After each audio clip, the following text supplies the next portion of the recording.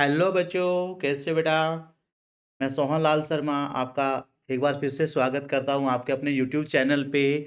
आप जैसे कि आपका क्लास 10 वाले बच्चों का भी एग्ज़ाम हुआ है, तो जो क्लास 10 वाले बच्चे हैं, कुछ बच्चे परेशान हैं भई। तो पहली बात तो ये बेटा, यदि आपका मैथ्स का एग्ज़ाम अच्छा नहीं हुआ, तो एक बात का ध्यान रखो बेटा, कोई एक एग्ज़ाम आपका जो है लाइफ़ डिसाइड नहीं कर सकता। पहले तो हताश तो बिल्कुल होना नहीं है। अब मैं 3 सॉल्यूशन आपको देने वाला हूँ, जो बच्चों जिन बच्चों का एग्ज़ाम अच्छा नहीं हुआ, वो क्या कर सकते हैं बेटा? ऐसा नहीं है कि ये एंड था लाइफ़ का, आप आगे बढ़ सकते हैं बेटा और अपना जो है मंज़िल पा सकते हैं बेटा। अब 3 तरह के बच्चे हैं हमारे, जैसे जिन बच्चों का एग्ज़ाम अच्छा नहीं हुआ या जिनको डर सता रहा है कभी मैं फ़ेल ना हो जाऊँ। तो बेटा ऐसा कोई नहीं है, अब जो हो गया बेटा हो गया है।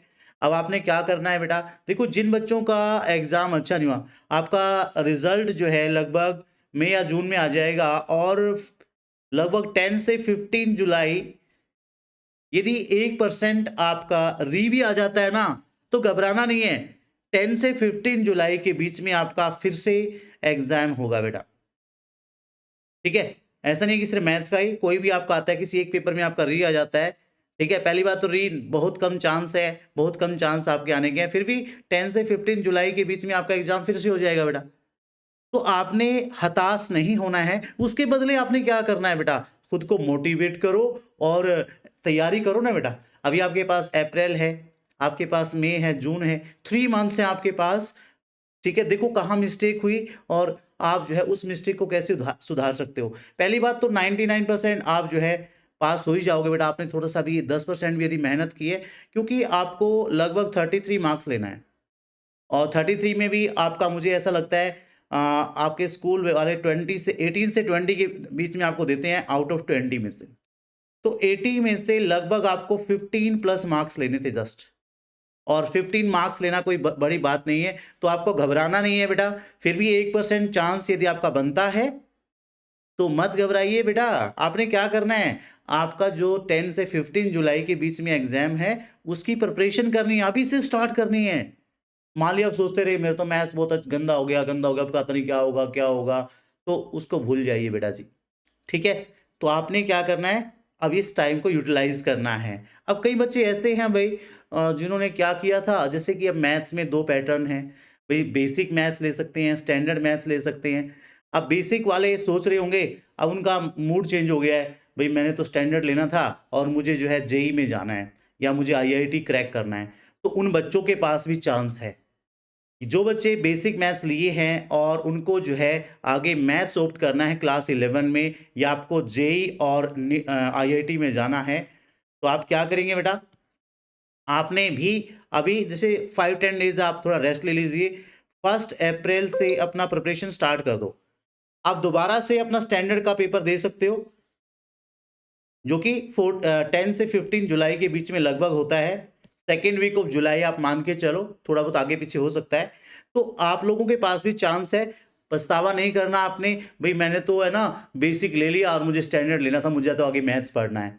ठीक है? तो अभी आपके पास है बेटा, लेकिन आपको करना क्या है? प्रिपरेशन अभी से करनी है बेटा। स्टैंडर्ड मैथ्स ये नहीं कि आपको पासिंग मार्क्स ले लिया तो आपको खुद भी सैटिस्फैक्शन नहीं होगा। यदि आप स्टैंडर्ड के साथ जा रहे हो, तो आपके पास अप्रैल, मई और जून, ये 3 मंथ तो पूरा है बेटा। अप्रैल, मई, जून 3 मंथ्स हैं आपके पास। इन 3 मंथ्स में आप पूरा मैथ्स एक बार फिर से कर लो बेटा और आपका जो सपना है आईआईटी या फिर जेईई क्रैक करने का या जेईई में जाने का, 11th में मैथ्स पढ़ने का, उसको आप अब भी जो है अपना पूरा कर सकते हो। ठीक है? अब तीसरी तरह के बच्चे भी हैं भई, अब उन्होंने क्या कर लिया, स्टैंडर्ड मैथ्स ऑप्ट भी किया था, पेपर भी बहुत अच्छा गया, चलो बल्ले-बल्ले, है ना? बड़ा मज़ा आ गया, अभी पेपर बहुत अच्छा किया है। लेकिन इस खुशी को और डबल करना है और इस खुशी को डबल कैसे कर सकते हैं बेटा आप? इस खुशी को आप डबल कर सकते हैं। अब देखो 5-10 डेज़ हैं, आपके पास एग्ज़ाम का बहुत स्ट्रेस रहा होगा। आप 31 मार्च तक एन्जॉय कर लो बेटा।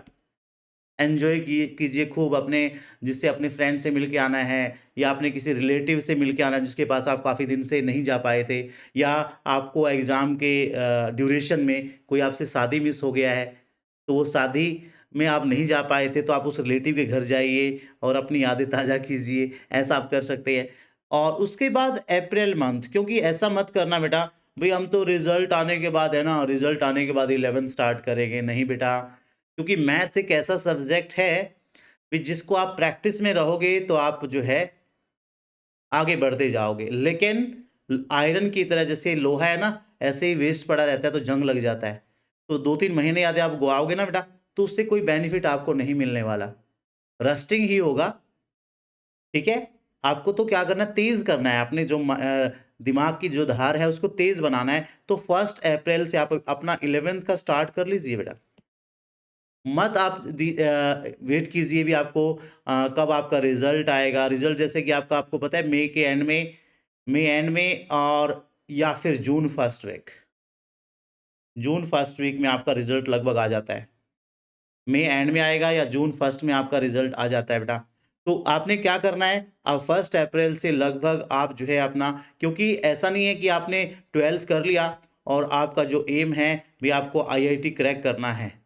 और सिर्फ़ 12th आप जुलाई से स्टार्ट कर दिया आपने, ये 3 मंथ या 4 मंथ आपने वेस्ट कर दिया और आप चाहते हैं कि आपका रैंक आएगा।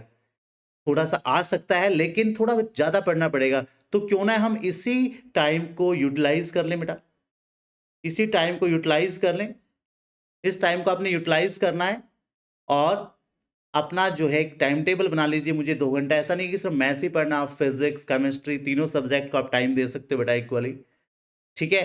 तो बहुत सारा, अब देखो यूट्यूब पे बहुत सारा मटेरियल आपको मिल जाएगा। ऐसा नहीं है भी आप स्कूल में ही पढ़ोगे तभी ऐसा होगा। आप मतलब 3 मंथ में जो बच्चे कर सकते हैं ना, अब 3 मंथ, क्योंकि आपके पास बहुत टाइम ही टाइम है। अब आपको स्कूल नहीं जाना है, आप घर पे बैठे हो, रिज़ल्ट जब तक नहीं आ रहा, आप क्लास अटेंड नहीं कर रहे हो स्कूल का, तो आप जो है अपने अकॉर्डिंग जो है अपनी प्रिपरेशन कर सकते हो बेटा।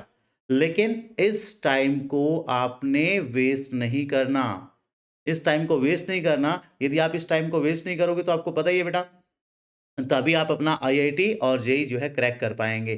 ठीक है बेटा जी, बाकी इसी तरह की वीडियो मैं लाते रहूँगा, अपने आप को मोटिवेट रखिए बेटा और यू कैन डू वंडर, ये हमेशा याद रखो, आप में से ही बड़े-बड़े इंजीनियर निकलने वाले हैं। बस थोड़ा-सा देर है अपने आप को पहचानने की, सही दिशा में आगे बढ़ने की। ठीक है बेटा? तो ऐसे ही हम जो है अगली वीडियो में आपसे मिलेंगे बेटा, जिसमें आपको बताएँगे भी कैसे आपका इवैल्यूएशन होता है, कैसे आपका कॉपी चेक होता है, आपका रिज़ल्ट कब आएगा, टाइम टू टाइम मैं आपको अपडेट देता रहूँगा। तो आपने हमारा चैनल जो है आज ही जो है सब्सक्राइब कर लेना है और आपके जो फ्रेंड्स हैं ना, जो मैथ्स का एग्ज़ाम की वजह से थोड़े परेशान हैं, उनका मैथ का एग्ज़ाम अच्छा नहीं हुआ या वो नहीं डिसाइड कर पा रहे अभी आगे क्या करें, तो उन लोगों के लिए आपने ये वीडियो शेयर ज़रूर करना है। ठीक है बेटा? तो मिलते हैं बेटा नेक्स्ट वीडियो में। Bye bye and take care.